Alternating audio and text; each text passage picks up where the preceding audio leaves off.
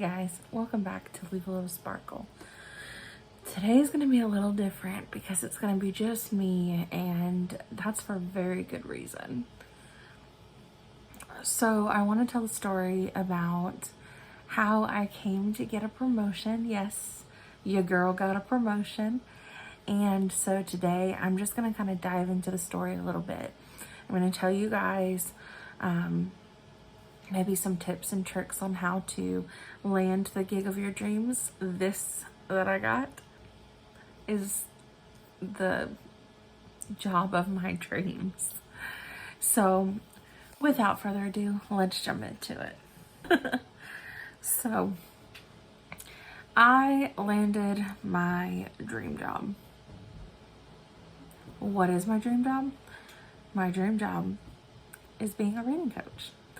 Some of you that know me from way back would know that I started my career teaching science, and I loved it. I enjoyed every moment of it until I didn't. It was a lot of work and a lot of putting time and effort into the job. I mean, there was so much that had to be done, and just to, do a small experiment with kids would take me a couple hours of prep time every weekend. And I put a lot of my own money into those projects. I put a lot of my time and effort into those projects, and I ended up getting burnt out. So I taught science for 2 schools, 3 years, and I did science and writing for 1 year. And I helped develop the writing program that the school was going to use. And then for the other 2 years, I did writing and power hour, which, if you know what power hour is, it was a lot. So I did that for a couple of years, a few years. And then I moved over to another school because I had my son. So I moved over to another school, and I was teaching math and science. I had been hired to teach science and writing just like I had been before. But when a new principal comes in, a new principal gets to make their decision on things. And so I went in, and that principal, without looking at any of my data or ever having a conversation with me, decided I needed to be a math teacher. So, needless to say, that year I struggled so bad. I know the right ways to teach, but when you don't understand the content, how can you teach it? So I spent a lot of time. First of all, I was a brand new mom, and that in itself is a lot. So I was a brand new mom, which took a lot of my time. And on top of that, I was having to plan stuff I'd never planned before. And then on top of that, I knew that I needed to be able to put time and effort into the science part. And to be completely honest with you, I just didn't have the time to put into the science. And so, like many schools do, science fell to the wayside for me. I knew when I left there that I was not a math teacher, and I was never going to be a math teacher. And so the next position I took, I actually went to a new school, and I took on 4th grade ELA. I freaking loved it. Every part of it. Idiom of the day, vocabulary, breaking down the standards, center time, rotations, meeting with my kids, all of those things made for a really, really great year. I know that my principal at the time was really thrilled with how I was teaching and what I was teaching, and my data showed that the kids made gains and everything was great. So speed up to 2020, and I got scared. I don't think I ever really worried about my mortality prior to being a parent, but then after becoming a parent, all of a sudden now it's the only thing I think about. It's not that I need to be alive for me. I know where I'm going to go when I die. It's that I don't want my child to have to live his life without me. And so that made for a very interesting dynamic. It made for me to feel like I couldn't go back in the classrooms because I had no idea how my district was going to handle this. And I had a baby at home, and I wanted to make sure that I was healthy, my son was healthy. And so, speed up the process here, I ended up starting a school. And it was a great school. It was small, but it was intimate, and the kids all got really good attention. And I loved every moment of being able to teach there and being able to grow teachers. So, like, I had other teachers underneath me, and I had to teach them and give them professional development and that kind of thing. I loved that part of it. What I didn't love was the policies, the procedures, the meetings with parents, the paperwork behind being able to take on students with scholarships. There was a lot of things that it was just really difficult for me to be able to do. And then on top of that, there's so many personalities. When you start a private school at a church, there's just so many personalities that have to come in and help you, or you've got to go get permission for things, and it just made my life a little more difficult than I wanted it to. So, speed up, I did a few years there. And then last year, I was at the school I'm currently at, and I did English language arts again. And I took that knowledge of running a school and professional development and helping others, and I used that in my classroom. And I had 84% proficient or made gains, and that to me just speaks for itself. So it was a great year, and I was able to help others, and I did trainings, and I just all these lovely things. And so then I decided I want to be a coach one day. I've already been in the coaches pool because that's what I thought I wanted to do when I came back to Polk County Schools. But I got selected to be part of the Teachers Coaching Teachers cohort. And so over the summer, I've been plugging away at the classes that they have for us. I've made 2 A's so far, thank goodness. And they're great classes, and they've been really helpful. But in them, I have had to create some professional developments. So I've had to work with my principal. I had to work with the reading coach that was in my school. The assistant principal, I worked with her. And we developed quite a few different professional developments and some things that we know that the teachers need at the school. So I have that going on. I have the teacher engagement ambassador, the T, if you will, that works more on like emotions and how to regulate as a teacher, and ways to be healthy, and to find different ways for outlets. And I think it's really beautiful that our school district is doing something like that for mental health, because I have not heard of any other school district doing something like that. So I had all these roles, right? Working with the reading coach. I did not expect to get the phone call. Hey, do you got a minute? And my reading coach that I love her, decided that she needed to work closer to home. Now, I cannot be mad at that. I get it. Personally, I like to drive at least 30 minutes away from my home because I don't want to run into the kids at the Circle K. I don't want to run into them at Publix. I want to be able to be me when I leave my home. And so for me, like, it's part of my job. Like, I want to be able to leave the area. Okay. So my reading coach says to me, you need to apply for the job. No, I'm not ready. So I had a therapy session, and I told her, like, well, what if this, what if that? And I've always been really bad at what ifs. And I've always wondered, well, what if this happens? Then what do I do? And so my therapist was like, well, what can you do?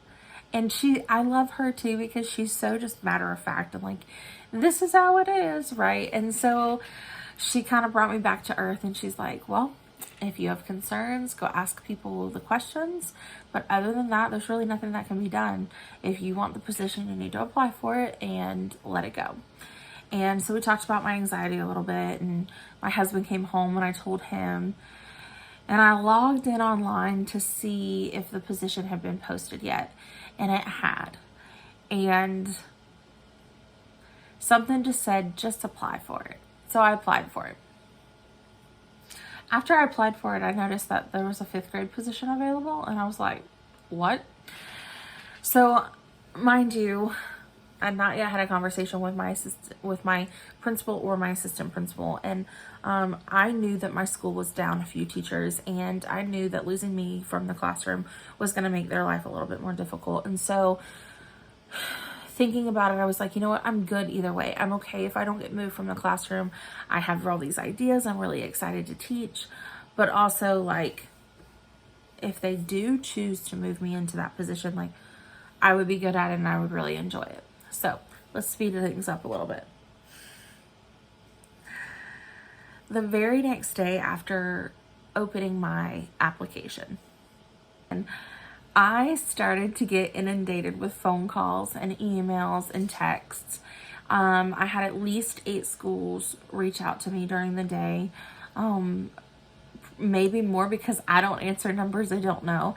And so they're calling, they're texting, and at this point, I knew that I was okay regardless of what my principal said or did.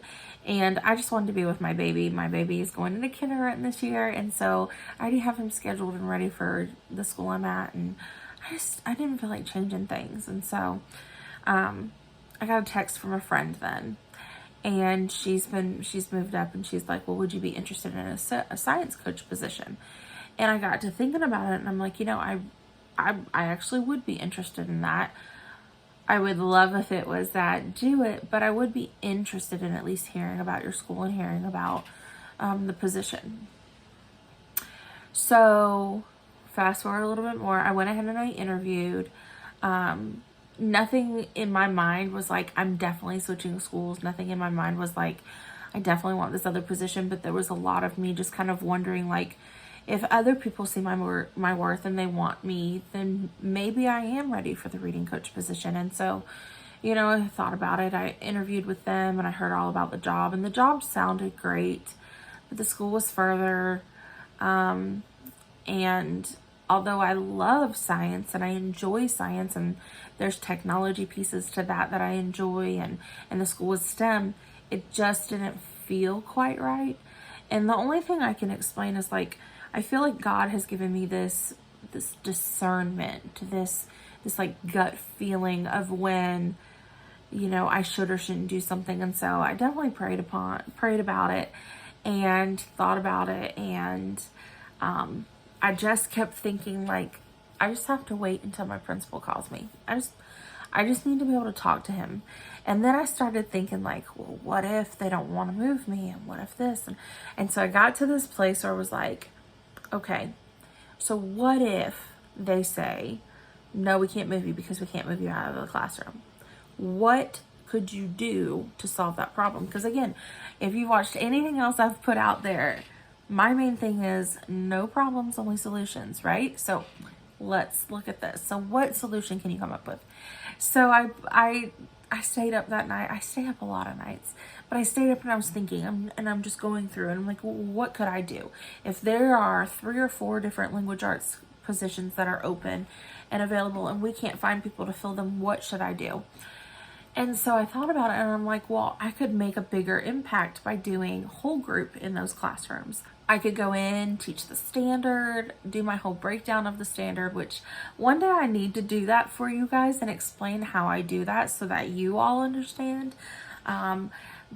Because it's really powerful and it really, really does a lot. And I know there's so many teachers out there that really are like, why do I have the standard on the board? The standard on the board is doing nothing for my kids. Well, it's doing nothing for your kids because you're doing nothing with it. Sorry, that was a little snarky, but I mean it. But sorry, that was a little snarky. Okay, so anyways, so I was like, well, this fixes it. They'll at least get the whole group instruction from a licensed certified teacher, And then the rest of them, or the rest of the time, I can put together the lessons for those classrooms, just like I did last year when I had substitutes. And I can go in and I can check on those rooms and I can make sure that they're still getting what they need with fidelity, right? So it's like, okay, I have a plan. I know what I'm going to say to my boss, right? So then I get a message the next day, don't you dare leave us. And I'm like, I don't want to. And I really and truly mean that. Like, I didn't want to leave Jewett. I finally feel like I found a school that I fit into, and jumping around doesn't really work for me anymore. I'm getting older and I'm getting wiser, and I want to be at the school that my son's going to, and I want to be with my best friend. And she's very loyal to the school she works at. She herself wants to make sure that she stays in one place for a while, and I admire that about her. She stayed at one of the other schools I was at for a while, quite a while after I left, actually. So anyways, I finally get the phone call from my boss, and I'm like, look, I know leaving me out of the classroom is going to put you in a situation, so here's what I think. This is my plan. And he hears me out and he goes, well, Miss Walker, I'm not going to lose you. And, I just think it's so beautiful and so, I'm going to get emotional. It's just so beautiful that, I've been at my rock bottom over the last year. I lost a lot of people in my life, and God brought me to Jewett. And I feel like that is a complete and total God thing. And thank God that he did, because I had the best support, the best admin, even, and there was 3 of them, and they all have something different that they give to me. The principal of the school is very laid back and family oriented, and he explains that we need to be that way too. And so he gives me the courage and the freedom to be able to work on and do what needs to be done, but also walk away from it when that needs to happen. And one of the assistant principals really encouraged me to dive even deeper into my craft and to do the very best I can to not only teach, but teach a great lesson in and out every week. And then the other assistant principal can seem a little scary at first, but when you get to know her, you can't help but love her. And I love that though, because she gave me the courage to feel like I can set boundaries and I can say, no, you don't need my cell phone number. No, you don't need to talk to me that way. No, we need to just continue to work together, and here's where we could meet. And she has a backbone like no other, and I'm so like in awe of her. And so they each have their own little thing. And then there's just right down to, the secretaries in the school, and getting to know them, and having a JSA talent show last year, being able to dance with one of my good friends from the office for that talent show, and all the kids, oh my gosh, you should have seen them. They loved every second of it. And those are the things that I'm talking about. Like, I had a blast last year, and I'm so thrilled to finally be bringing my 5-year-old to school with me. And I think that's going to make it just that much more special. And anybody who knows me and knows my son, he is a pistol. He's just so on the go all the time. And there's sometimes that it's hard for me to sit back and appreciate that. But people at the school, they're like, he's a kid. I get it. We've had kids. We know how he is. We're teachers. We're this, we're that. And they just love him. And I always have thought that the way to someone's heart is through their kids. Like, if you can love their kids, then you're loving them. And it's a beautiful marriage of people. And now I am worried. There's some things that have got me extremely stressed. I've stayed up the last couple of nights just thinking, like, oh my gosh, what if I have somebody who feels like they can't benefit from anything I have to give them? What if I can't serve somebody the right way? What if I offend somebody the way I'm trying to help them? What if I notice that somebody's teaching a terrible lesson and I don't say anything? What if I notice somebody's teaching a terrible lesson and I do say something? Like, there's so many things going through my brain right now. And I think at the heart of it is that I just want to help. And I know what the admin are saying about what our teachers need, but I also know teachers know what they need. And so I'm really praying and I'm really hoping that the teachers are open and honest and that they welcome me with open arms. And most of the people who found out so far, which once this goes live, they're all going to know what happened. But well, most of the people who found out so far are very, what's the right word? They're just supportive, and they know that I'm going to do the very best job I can. And I'm super excited too, because there's also another coach at the school, a math coach, and I can definitely learn from her. She's been doing this for 6 years. So while I'm fairly new at this, I have lots and lots of ideas, but I know it's going to be like everything else, where like you have all these ideas in your head and then you get there and the reality is a little bit different than you thought it was going to be. And that's fine. I get that. And I feel like flexibility is the name of the game. I feel like at this point in my profession, I don't have a choice but to just sit back and try to serve others the best that I can and continue to do what's right when it's right. And if people don't like that, then that's a them thing, not a me thing. So, it's definitely been very interesting trying to navigate all of this and not knowing who I should tell just yet or what I should tell anybody. But today I had a meeting with my principal. It was a brief, quick one. Like, I've been moving classrooms and stuff, and just the conversation we had, like, I just feel so much more at ease now and know what his expectation is. I know what he needs, and I want to help the best I can. So your girl is a reading coach. I'm in awe. I'm shocked, blessed, thankful, scared.